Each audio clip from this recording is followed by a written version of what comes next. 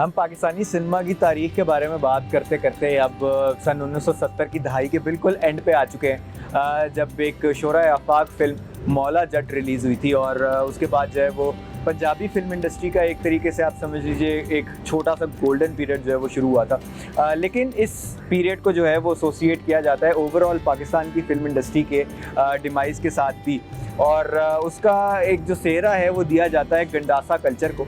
और ये एक तरह का एक मेटाफर था गंडासा, जो इस्तेमाल किया जाता था वायलेंट फ़िल्मों के लिए। उससे पहले जो उर्दू फ़िल्में बन रही थी पाकिस्तान के अंदर या पंजाबी फ़िल्में भी बन रही थी, जैसे कि हीर रांझा 1970 के अंदर एक और बहुत मशहूर फ़िल्म है, लेकिन वो रोमांटिक थीम की फ़िल्में थीं, थोड़ी पोलाइट फ़िल्में थीं, और उन फिल्मों का जो है वो टॉपिक्स बिल्कुल थोड़े डिफरेंट थे। इस फिल्म के बाद, स्पेशली मौला जट के बाद, इससे पहले भी इस तरह की बन रही थी फ़िल्में, लेकिन मौला जट के आने के बाद जो है वो थोड़ी सी वायलेंस वाली फ़िल्में जो हैं, एक्शन फ़िल्में जो हैं, वो ज़्यादा कॉमन हो गई पाकिस्तान की सिनेमा के अंदर। और बतदरीज उर्दू फ़िल्मों की तादाद जो है वो कम होती रही। पंजाबी फ़िल्में और पश्तो फ़िल्में जो हैं वो साइमल्टेनियसली जो है पश्तो और पंजाबी सिनेमा जो है वो चलता रहा पाकिस्तान के अंदर। लेकिन हुआ कुछ इस तरीके से कि काफ़ी सारी ऑडियंसेस जो एक्शन या वायलेंस से भरपूर जो फ़िल्में वो नहीं देखना चाहती थी, वो आहिस्ता आहिस्ता सिनेमा जाने से जो है वो दूर होती गई, और सिनेमा घरों की हालत भी जो है वो थोड़ी थोड़ी ख़राब होती गई।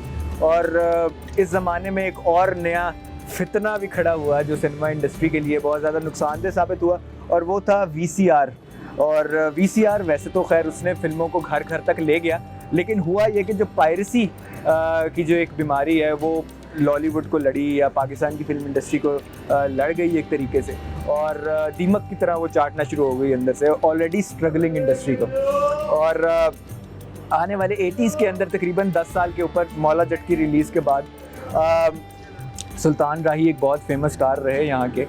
इसके अलावा अंजुमन जो है एक और बहुत फेमस नाम थे इस टाइम पे इंडस्ट्री के। लेकिन जो एक ओवरऑल जो स्टार कास्ट पहले 60s के अंदर हमने देखी थी कि इतने सारे मशहूर आर्टिस्ट थे, वो नहीं थे। एक और मशहूर नाम इस दौर का जो है वो जावेद शेख साहब थे। लेकिन ओवरऑल जो है हम अगर देखें 60s से कंपेयर करें इस टाइम पीरियड को 80s को, तो वो काफ़ी हद तक जो है वो डिमाइज़ ऑलरेडी हमें नज़र आना शुरू हो गया था। फिर 80s के अंदर ही एक ऐसा दर्दनाक इंसिडेंट पेश आया जिसने रही सही कसर भी जो है वो निकाल दी, और वो इंसिडेंट था वहीद मुराद साहब का इंतकाल। और वहीद मुराद साहब जो है वो इंडस्ट्री की एक तरीके से जान थे। उन्हें पाकिस्तान का कई दफ़ा मार्लन ब्रांडो भी कहा जाता था, क्योंकि वो मेथड एक्टर थे। इस वजह से उन्हें बहुत ज़्यादा इंपॉर्टेंस दी जाती थी पाकिस्तान की इंडस्ट्री में। और उनकी अनटाइमली डेथ के बाद जो है वो एक तरीके से एक खला पैदा हो गया, और बहुत से और मशहूर एक्टर्स या डायरेक्टर्स जो है वो या तो छोड़ गए इंडस्ट्री या उनका भी इंतकाल हो गया। सो उस पॉइंट को भी एक तरीके से जो है वो स्टार्टिंग पॉइंट समझा जाता है पाकिस्तानी फ़िल्म इंडस्ट्री के डिमाइज़ का। और 90s के आते आते जो है वो सालाना जो फ़िल्में एक ज़माने में 100 के करीब बना करती थी, वो कम होते होते 40-50 के करीब रह गई थी, और ज़्यादातर फ़िल्में जो है वो इस ज़माने में लॉस के अंदर जाना शुरू हो गई थी। और 2000 के आते आते या अब 2000s की जो शुरू के कुछ साल थे, पाकिस्तानी फ़िल्म इंडस्ट्री मुकम्मल तौर के ऊपर जो है वो धड़म से नीचे गिर चुकी थी। और आखिरी जो चंद हिट फिल्में थी उनके अंदर चूड़ियाँ लेट 90s के अंदर एक फ़िल्म आई, और इसी तरह की चंद एक कुछ और फिल्में थी जिन्होंने कोशिश तो की कहीं ना कहीं स्पार्क करने की इंटरेस्ट दोबारा, लेकिन फिर वो कामयाब नहीं हो सकी। और फिर एक तरीके से जो है वो ज़वाल पूरा मिड 2000s तक जो है वो कंप्लीट हो चुका था। फिर 2007 के अंदर खुदा के लिए आई, 2011 के अंदर जो है वो बोल फिल्म आई। तो इन्होंने कहीं ना कहीं जो है शुएब मंसूर साहब की फ़िल्मों ने जो है वो कहीं ना कहीं कोशिश की दोबारा पाकिस्तान की फ़िल्म इंडस्ट्री को जगाने की, और वो कोशिश किसी हद तक कामयाब हुई, क्योंकि आज 2023 के अंदर पाकिस्तानी फ़िल्में बनती हैं, रिलीज़ भी होती हैं, और कहीं ना कहीं जो है वो इंटरनेशनल कॉम्पिटिशन्स में अवार्ड्स भी जीत रही हैं। तो आई थिंक हमें होपफुल रहना चाहिए पाकिस्तान की फ़िल्म इंडस्ट्री के मुस्तकबिल के हवाले से, और हम ये उम्मीद भी करते रहेंगे कि ये फ़िल्में मज़ीद बने, तादाद में ज़्यादा से ज़्यादा होती जाएँ, ताकि इस तरह के जो तारीख़ी सिनेमा घर हैं या और जो नए बनने वाले सिनेमा घर हैं, अगर पुराने सिनेमा घर ना सही तो नए आने वाले जो सिनेमा घर हैं वो आबाद हो सकें, और एक दफ़ा दोबारा जो है वो पाकिस्तान के अंदर सिनेमा की जो मूवमेंट है वो रिवाइव हो सके। और तकरीबन जो 125-130 साल पुरानी तारीख़ है सिनेमा की इस खित्ते में, वो एक दफ़ा दोबारा पूरे जोबन के ऊपर आ सके।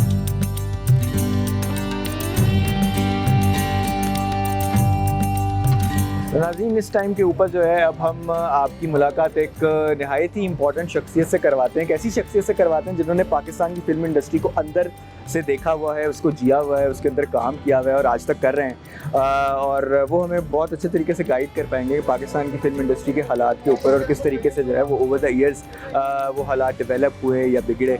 तो अभी हम जो है आपको लेके चलते हैं शब्बीर साहब के पास, जो कि सेट डिज़ाइन का काम कर रहे हैं एक दहाइयों से पाकिस्तान की फ़िल्म इंडस्ट्री के अंदर, और जानने की कोशिश करते हैं उनसे कि किस तरीके से पाकिस्तान की फ़िल्म इंडस्ट्री जो है वो अपना सफ़र तय करते करते उस मुकाम पे पहुंची है जहां पे आज हम पाकिस्तानी फ़िल्म इंडस्ट्री को देखते हैं।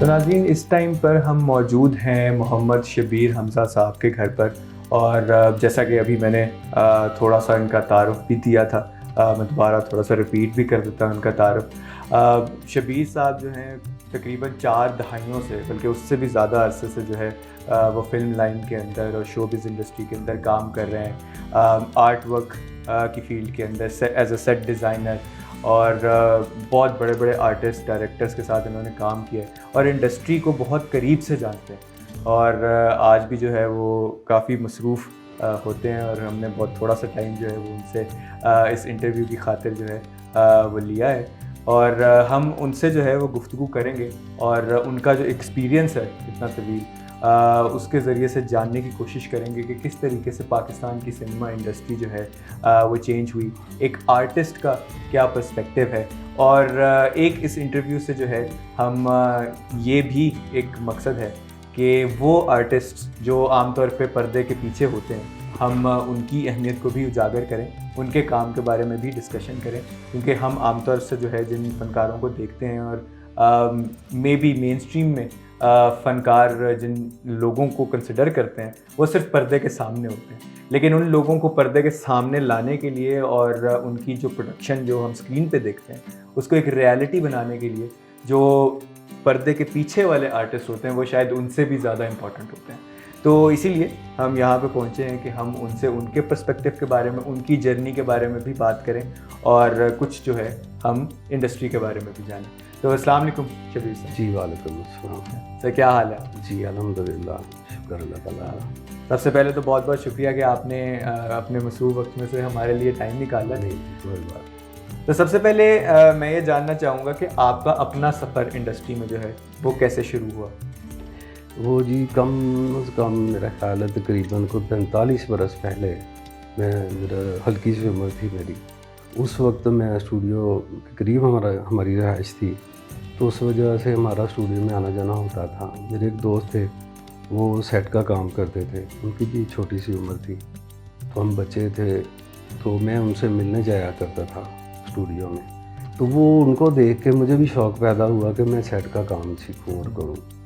हालांकि मेरे वालिद साहब खुद आर्टिस्ट थे, फ़नकार थे वो, लेकिन मुझे ये सेट का शौक़ पड़ा और मैंने पढ़ाई भी साथ साथ जारी रखी और इसको सीखना शुरू किया। उस वक्त गालबन एक फ़िल्म बन रही थी जानोकपति, ये मुनव्वर ज़रीफ़ की फ़िल्म थी। जीरा ब्लेड के बाद एक उनकी फ़िल्म थी, फिर उसके बाद उनका इंतकाल हो गया, यानी कि वो जीरा ब्लेड मुनव्वर ज़रीफ़ साहब की मशहूर तरीन फ़िल्म थी, कुछ अर्सा पहले बनी थी। उसके बाद जानोकपति बनी, उसका हमने सेट का काम किया। मुझे इतना नहीं पता था, मैं सीखने के मराहिल में था। बहरहाल वो सफ़र जारी रहा, करते करते ये स्टूडियो था बारी स्टूडियो, उसमें हमने ये काम किया था सेट का। फिर मैं उधर से शिफ्ट हो गया शाहरुख स्टूडियो में, हमने उधर काम किए। तो जो हमारा सेट का शोबा है ना, यानी कि आर्ट डायरेक्शन का जो शोबा है, इसमें हम तो कोई इतनी हैसियत नहीं रखते। वो लोग जो पहले गुजरे हैं, शुरू के जो लोग थे, जो इसके बानी थे, फिल्म इंडस्ट्री के बानियों में जो लोग शुमार थे, उनके सामने हमारी कोई हैसियत नहीं है, और वो बहुत अजीम लोग थे और मैं मुनासिब समझूंगा कि उनका जिक्र किया जाए। और जब ये फ़िल्म इंडस्ट्री नई नई वजूद में आई है तो उनके कुछ हालात इतने अच्छे नहीं थे, इतने वसाइल नहीं थे, बहुत महदूद वसाइल में रह के ये इंडस्ट्री को चला रहे थे जी। तो आर्ट डायरेक्शन के शोबे में जो हमारा सेट का शोबा है, यानी कि हमने कोई ड्रीम का सेट लगाना है, तो फ्लोर हमारे पास होते थे, हम बाहर जाके काम नहीं करते थे ज़्यादातर। फ्लोर में हमने क्रिएट करना है कि ड्रीम एक दिखा रहे हैं हम किसी को, कि ड्रीम में कोई सोच रहा है कि जी इस तरह का, वो ऐसी चीज़ें होंगी जो हमें आम नज़र नहीं आती, वो हट के होंगी सारी उनसे। तो वो उसको उन्होंने स्केच करना, उन लोगों ने ड्राइंग करनी, वो बनानी चीज़ें। कोई कहते हैं जी हमें समंदर बना दें, वो भी अंदर ही बनेगा। कोई कहते हैं दरिया बना दें, जंगल बना दें। कोई मंदिर का सेट मांगता है, कोई जेल का सेट मांगता है। कोई हमारे पास आता है कि जी हमें ड्राइंग रूम बना दें बड़ा है जी, बहुत खूबसूरत हवेली बना दें। तो सारा कुछ अंदर ही तख्लीक हुआ करता था, अंदर ही डिज़ाइन, उन्होंने डिज़ाइन करने, अंदर ही सब कुछ तैयार होना वो किया जाता था। उसमें यह था कि वो बहुत बड़े एक अजीम आर्टिस्ट थे, ग़ुलाम मोहिउद्दीन साहब। वो इंडिया में काम किया करते थे, वो सेट का काम करते थे, सेट डिज़ाइनर थे और ख़ास से पेंटिंग के भी बहुत माहिर थे। अच्छा। वो इंडिया से आए, इधर पाकिस्तान बनने के बाद वो इधर आ गए। उन्होंने इधर पुरानी फ़िल्मों के सेट लगाए, बहुत मशहूर फ़िल्में जो मुगलिया फ़िल्में थी उनका उन्होंने काम किया, बड़े खूबसूरत सेट तख्लीक किए। एक तो वो थे, फिर उनके जो उसी वक्त के एक हम असर थे हाजी जनाब हबीब शाह साहब, वो भी बहुत बड़े, बहुत खूबसूरत काम करने वाले, पेंटिंग बड़ी अच्छी थी उनकी, बहुत बारीक काम करने वाले लोग थे। तो ये 2-4 लोग जो थे बड़े अजीम लोगों में से। एक सैफ़ी साहब थे, वो भी आर्ट डायरेक्टर थे। फिर वो एक शहाब साहब थे, वो हमारे दादा उस्ताद हैं और मैंने उनसे भी काम सीखा है। मेरे उस्ताद मोहतरम जो है ना बाबा खादिम हुसैन हैं, वो माशाल्लाह अल्लाह ताला उनको सेहत तंदुरुस्ती अता फरमाए, बहुत काबिल व ज़हीन आदमी हैं और उनको आर्ट डायरेक्शन के शोबे में सबसे ज़्यादा अवार्ड मिले मेरे उस्ताद मोहतरम। अच्छा। उन्होंने मुजाहिदीन वगैरह से नूर साहब की बहुत सी फिल्में उन्होंने की हैं, तो उनको सबसे ज़्यादा अवार्ड मिले। लेकिन एक जो है ना कि हमारे शोबे में बहुत नाम जो पाया, उन्होंने शोहरत पाई, वो थे इस्लाम शहाबी साहब। वो शहाब साहब के बेटे थे और हाजी ग़ुलाम मोहिउद्दीन साहब जो बड़े अजीम आर्ट डायरेक्टर थे, उनके शागिर्द थे। मैंने उनके साथ भी काम किया है। तो उस दौर में नदीम साहब भी थे, मोहम्मद अली साहब भी, हबीब साहब के दौर का भी हमने थोड़ा सा काम किया। वो भी आर्टिस्ट थे, उनकी फ़िल्मों पे हमने सेट लगाए हैं। तो बहुत से जो अजीम लोग आर्टिस्ट गुज़रे हैं उनके दौर में हमने काम किया है, सेट का काम किया है और आहिस्ता आहिस्ता हम सीखते गए। इन बड़े अजीम लोगों की खिदमत की, इनके पास रहे, इनसे सीखा, इन सादा कराम और जो रहलत फरमा गए अल्लाह ताला का, उनके दर्जात बुलंद फरमाए। तो जो मैंने ज़्यादा काम सीखा है ना, वो अपने उस्ताद मोहतरम बाबा खादिम हुसैन साहब से सीखा। तो उनसे मैंने ड्राइंग वगैरह का काम सीखा। ये मेरे पास स्केचेस पड़े हुए हैं, मौजूद हैं, इसमें से मैं आपको दिखा दूँगा। जी जी ज़रूर। तो अब तो ये काम हो गया, बहुत चेंज हो गया ना कि नेट का दौर है कि नेट से चीज़ें उठाएं और दे दें कारीगरों को कि ये ले जी ये बना दें, हमें सेट बना दें। तो वो जनाब उसको देख के बना देंगे। तो अब आर्ट डायरेक्शन का वो उस तरह का शोबा नहीं रहा जो पहले हुआ करता था कि आर्ट डायरेक्टर ने स्केच बनाना है, क्योंकि नेट की सहूलत नहीं थी। उन्होंने सीखा हुआ था, सीना बा सीना सीखा हुआ था। वो फिर लोग स्केच करते थे कि जी हम अगर हवेली बनाएंगे तो ये डिज़ाइन होगा, ये वो अपने डायरेक्टर को दिखाया उन्होंने ओके किया कि जी ठीक है, इस तरह से बना देंगे। वो हवेली उन्होंने शुरू करवानी है, उस पर जो डिटेल वर्क का काम है, जो डिज़ाइनिंग का काम है वो होता है, उसको खूबसूरत बनाने में जिन लोगों को शामिल करना है वो उस तरह के लोग मंगवाए जाते थे कि आप ये करें। मोल्डिंग का काम होता था, उसमें वो जो है कि पेंटिंग का काम, बैकग्राउंड पेंटिंग का काम होता था। अब सब कुछ चला गया प्रिंट मीडिया पे। आपने पीछे बैकग्राउंड जो पीछे पहले जो बैकग्राउंड दिखाई जाती थी ना कि पहाड़ हैं, दरख्त हैं, नदी नाले हैं, वो भी हम पेंटिंग में दिखाते थे। सब कुछ पेंटिंग में बनाया करते थे ये चीज़ें। तो अब जो है ना फ्लैक्स आ गया है, प्रिंट करके वो आप लगा दें, वो बस जो भी उसमें देना चाहिए। अब उसमें ये भी होता है कि शाइन आ रही होती है। अच्छा। जो काम समझने वाले लोग हैं वो पकड़ लेते हैं कि ये तस्वीर लगी हुई है, ये वो पेंटिंग नहीं है या रियल नहीं है, अच्छा नहीं लग रहा। बहरहाल पहले वो जो लोग थे तख्लीक कार लोग थे, वो हाथ से ड्राइंग करते थे, खुद चीज़ें तख्लीक किया करते। अब जो है ना नेट से उठाते हैं और कहते हैं कि ये बना दें। जी। और वो कारीगर बना देते हैं और इतना भी ये नहीं है अच्छा हो रहा काम आजकल, यानी कि मियार के हिसाब से पहले जो लोग डायरेक्टर होते थे ना वो जानते थे अगर मैं गर्नाता फिल्म बना रहा हूँ ना तो मुझे इसकी थीम के मुताबिक ये सेट चाहिए और कौन बना सकता है। अच्छा। वो जो काम करवाने वाला डायरेक्टर होता था ना वो जानता था कि मैं इस बंदे को लूँगा, ये मेरा काम कर सकता है, यानी कि ये हबीब शाह साहब का काम है, ये दूसरा बंदा नहीं कर सकता। यानी कि जो बड़े माहिर लोग हुआ करते थे उनको हायर किया जाता था, उनको काम सौंपा जाता था। अगर उस वक्त काम अच्छा होता था तो इस वजह से अच्छा होता था कि वो जो काम करवाने वाले लोग हैं वो समझते थे उनको कि भी काम आता था काम उनको कि ऐसे अच्छा होगा। वरना आजकल भी लोग मौजूद हैं काम करने वाले, लेकिन अभी काम करवाने वाले लोग नहीं हैं। आई थिंक उसके अंदर ये भी है कि अब अपने अपने शोबे अपनी अपनी फील्ड का तो लोगों को पता होता है, लेकिन ओवरऑल जो पिक्चर जिस तरह से बननी है, जो फिल्म जो पर्दे पे आएगी, उसके अंदर जो बाकी एलिमेंट्स जाते हैं उनके बारे में उन्हें इतना ज़्यादा जो है वो मालूम नहीं होता।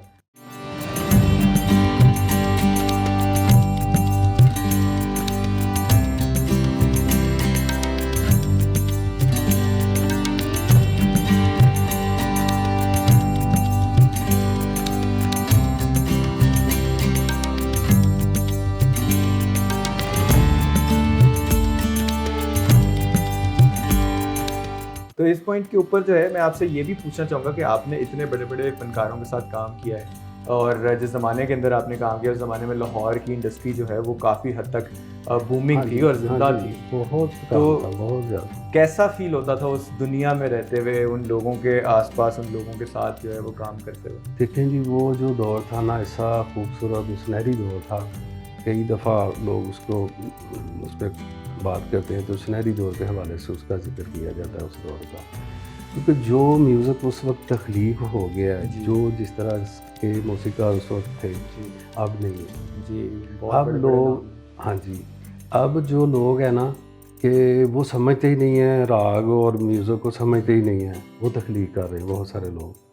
पहले हमारे ख्वाजा खुर्शीद अनवर साहब थे, बहुत बड़ा नाम था, बहुत पढ़े लिखे आदमी थे, बहुत ही काबिल आदमी थे। उनका म्यूज़िक बहुत यूनिक था बाकी पूरी हाँ जी इंडस्ट्री से। अच्छा, उनका क्या इनफरादियत थी, उनकी खासा क्या था कि वो अपने डायरेक्टर से ये पूछते थे, जो फिल्म का डायरेक्टर होता था उससे ये पूछते थे कि जी हमें ये बताएं कि ये जो आप टाइम दिखाएंगे फिल्म में, जो ये गाना हम कंपोज कर देंगे फिर आप एक्सपोज करेंगे इसको पे, तो वो टाइम कौन सा दिखाना आपने? सुबह का टाइम दिखाना है, रात का दिखाना है, आधी रात का दिखाना है, आधी रात से आगे का दिखाना है? क्योंकि हर पहर के ये जो 24 घंटे में होते हैं ना 8 पहर होते हैं। सुबह का पहर है, दोपहर का है, शाम का है, रात का है, तो ये 8 पहर हैं 24 घंटों में। तो वो जो है ना हर पहर का एक अलग जो राग होता है, उस राग में से वो निकाल के सुर तो फिर गाना तख्लीक करते थे। समझ रखते थे क्लासिकल म्यूजिक बहुत ज़्यादा, इतना आम बंदे को समझ ही नहीं। म्यूज़िक डायरेक्टर, आम जो म्यूज़िक डायरेक्टर वो भी नहीं जानता।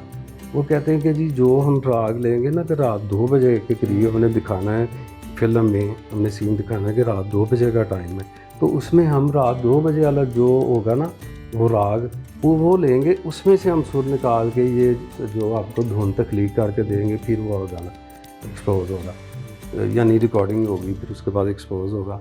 अब वो जो चीज़ थी कि वो इस चीज़ को मद्देनज़र रखते थे। अब इतनी बारीकी में कोई जाने वाला है इस वक्त? तो किसी को समझ ही नहीं होगी, कोई इतना जा ही नहीं सकता इतनी बारीकी में।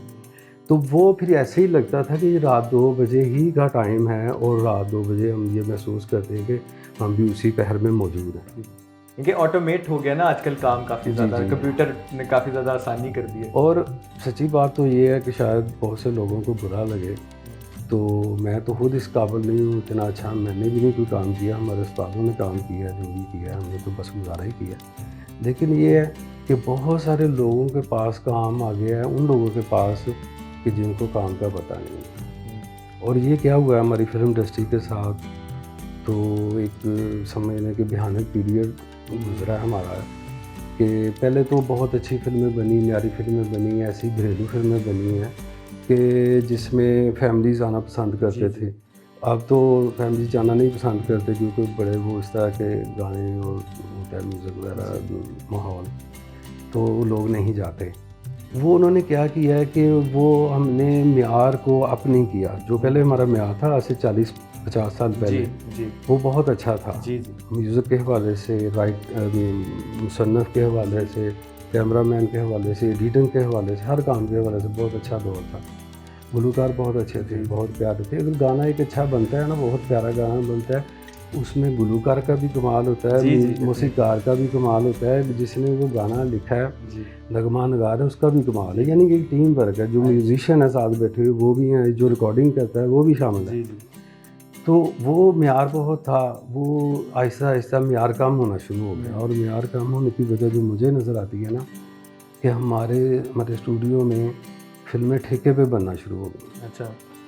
एक प्रोड्यूसर आया, उसने कहा जी 1 करोड़ में फ़िल्म बनती, मेरे पास 1 करोड़ नहीं है, मैं आपको 80 लाख रुपए दूंगा, आपने इसमें फ़िल्म बनानी है। अच्छा। अब वो डायरेक्टर साहब ने ठेका कर लिया कि ठीक है जी, मुझे 80 लाख रुपया दे दें तो मैं उसी में फ़िल्म बना देता हूँ। अब उसने कम पैसों में फ़िल्म पकड़ ली है, और आगे जो है ना, तो वो तलाश करेगा तो जो मैं कैमरा मैन है वो भी सस्ता वाला लूँ, इसको कम पैसे देने पड़े।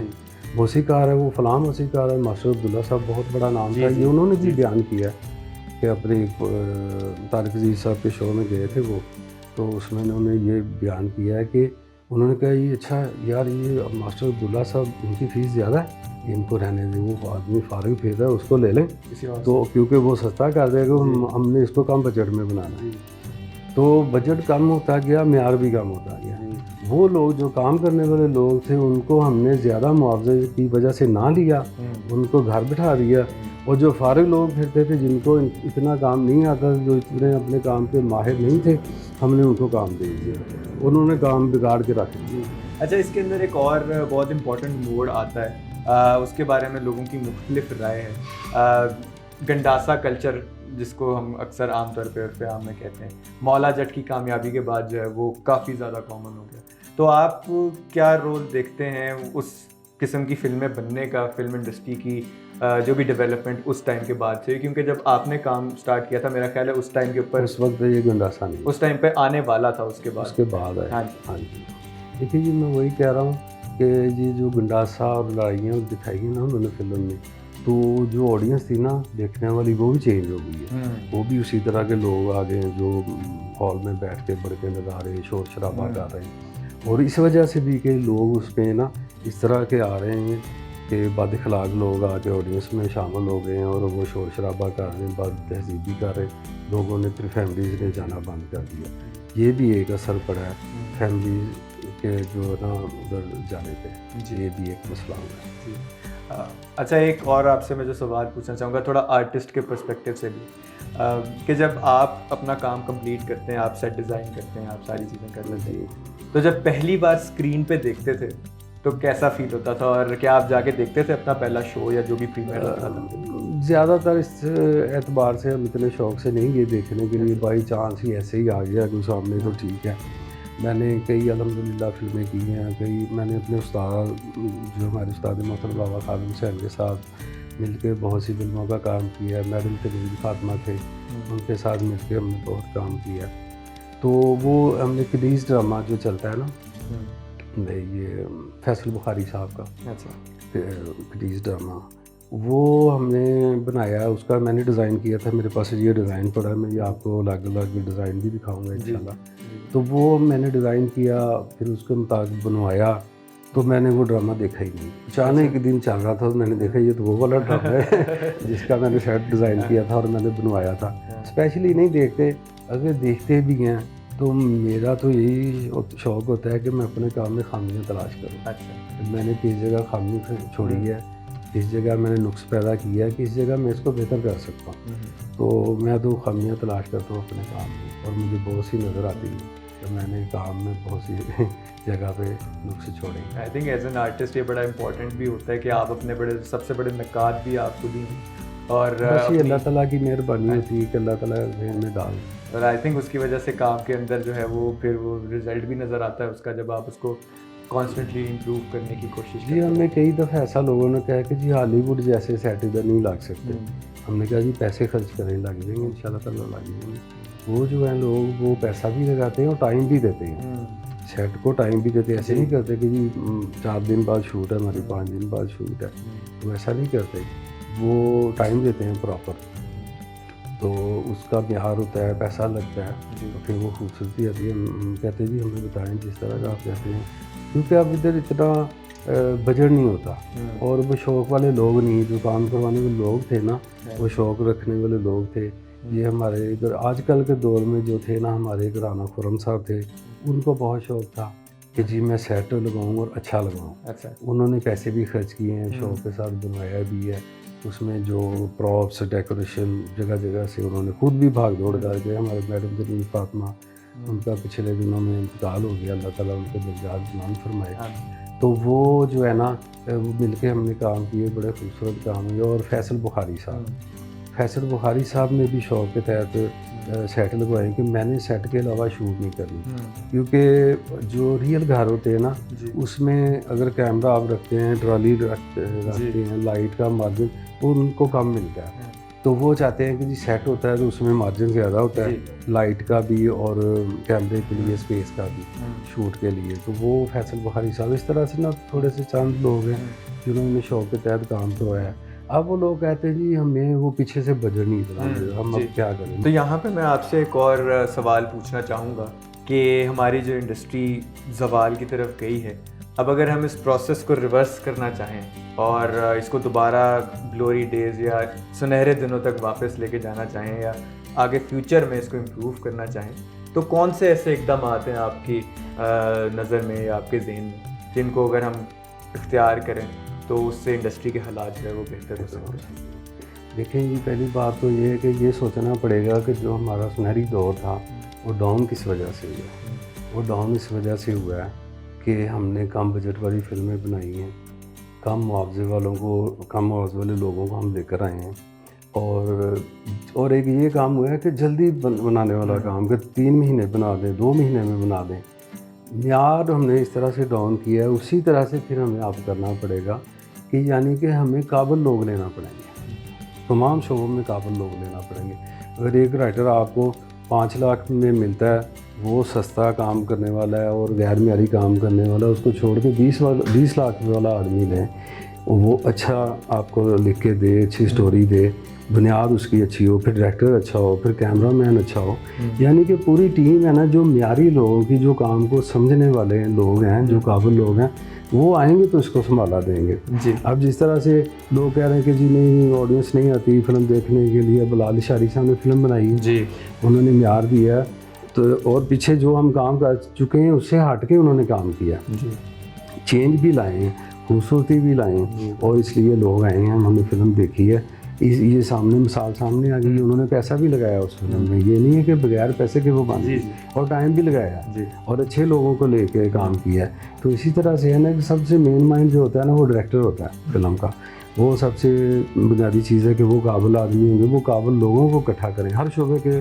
जो लोग हैं वो काबिल लिए जाएँ, तो मेहनत की जाए, और फिर ये है कि इसको जो है ना पैसा भी लगाया जाए, उस पर टाइम भी लगाया जाए, जल्दी वाली फिल्में ना बने, क्योंकि जो पहले लोग हुआ करते थे ना, वो एक छोटी सी मैं मिसाल दूंगा, उस्ताद अमानत अली खान साहब की, वो एक दफ़ा रेडियो स्टेशन पे ना वो ग्राउंड में ठहर रहे थे, कभी इधर जा रहे हैं कभी उधर जा रहे हैं, बहुत पुरानी बात है, तो वो सोनी धरती में वो एक कंपेनी करते थे, वो बैठे देख रहे हैं उनको, तो उन्होंने अंदाज़ा लगाया कि ये जो उस्ताद मोहतरम है ना, ये कोई परेशानी की आलम में इधर उधर जा रहे हैं।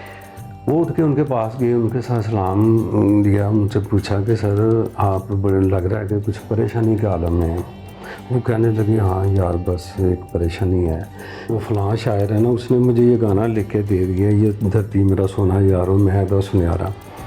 वो कह रहे हैं जी इसकी कोई खूबसूरत सी तर्ज बनाएं, अच्छी सी तर्ज बनाएं, तो मैं उस लिए परेशान हूँ कि मैं इसकी किस तरह की तर्ज बनाऊँ। तो वो कहने लगे, जो बंदा था सवाल करने वाला, कहने लगा जनाब आप इतने बड़े उस्ताद, इतना बड़ा घराना है आपका, तो फिर आप परेशान हैं कि इसकी मैं तर्ज कैसे बनाऊँ, आपको उस्ताद का लक़ब मिला हुआ है, आप इतने रागों के माहिर हैं, तो आप कह रहे हैं कि जी मैं परेशान हूँ कि कौन सी तर्ज बनाऊँ। वो कहने लगे, जो कीमती बात है, बहुत कीमती बात, वो कहने लगे कि मैं परेशान इसलिए हूँ कि मैं उस्ताद हूँ कि मैं ऐसा काम ना कर दूँ कि लोग कहें कि उस्ताद जी ये आपने काम किया, ये किस तरह का कर दिया जी, कोई मेरे नाम पे हर्फ ना आ जाए कि यार मेरा काम ऐसा कमज़ोर ना हो, इसलिए मैं परेशान हूँ। अगर मैं उस्ताद ना होता कुछ भी कर देता, किसी ने क्या पूछना है। उस्ताद होने की वजह से डरता हूँ कि काम अच्छा हो। तो इसी तरह से हैं जो भी काम करने वाले लोग हैं, सारे म्यारी होंगे, अच्छा सोचने वाले होंगे, अच्छा काम करने वाले होंगे। और ये मिसालें जो हिट हो रही हैं फिल्में, जो लोग अच्छा काम कर रहे हैं वो सामने हैं।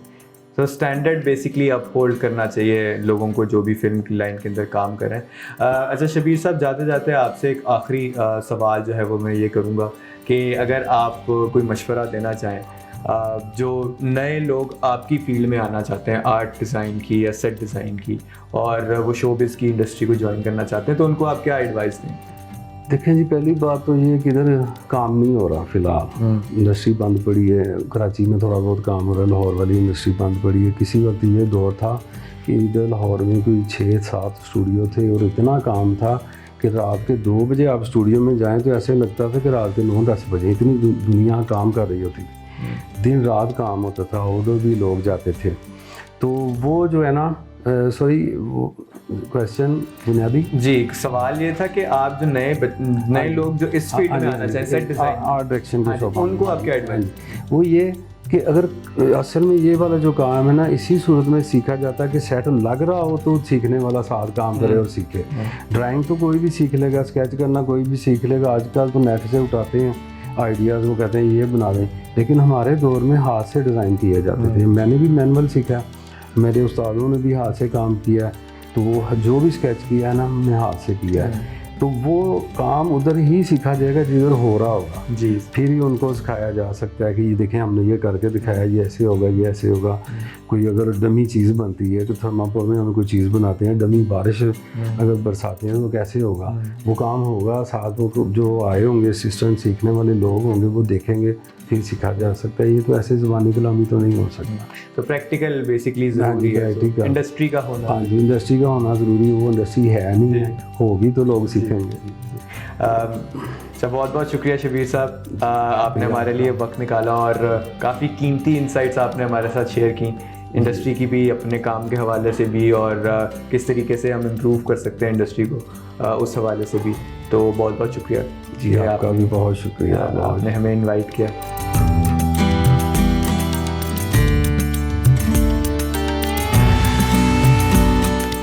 तो नाज़रीन, ये था हमारा सफ़र जो कि हमने शुरू किया था ये जानने के लिए कि पाकिस्तान के अंदर सिनेमा इंडस्ट्री किस तरीके से डेवलप हुई, कहाँ से उसके ओरिजिन्स आते हैं और कहाँ पे जाके जो है वो ज़वाल पजीर होती है। उम्मीद करते हैं कि आपको हमारी कहानी जो हमने बताई आपको सुनवाई, और मुख्तलिफ जो सिनेमा घर की, एक पुराने सिनेमा घर की जिसके सामने मैं खड़ा हूँ अभी, इसकी मुख्तलिफ झलकियाँ आपको दिखाई। उनके पस मंज़र में आपने उस पूरी स्टोरी को जो है वो पसंद किया होगा और आपको समझने में भी थोड़ी सी हेल्प हुई होगी कि किस तरीके से जो है वो इतने बड़े बड़े सिनेमा घर जो है वो एक ज़माने में इतने आबाद थे और आज जो है वो वीरान हो चुके हैं। अगली बार हम हाजिर होंगे आपके पास किसी और टॉपिक के साथ, किसी और मौजू के साथ। तब तक के लिए आप अपना बहुत सारा ख्याल रखिए और हमें दुआ में याद रखिएगा। हमें इजाज़त दीजिए, खुदा ने के बाद।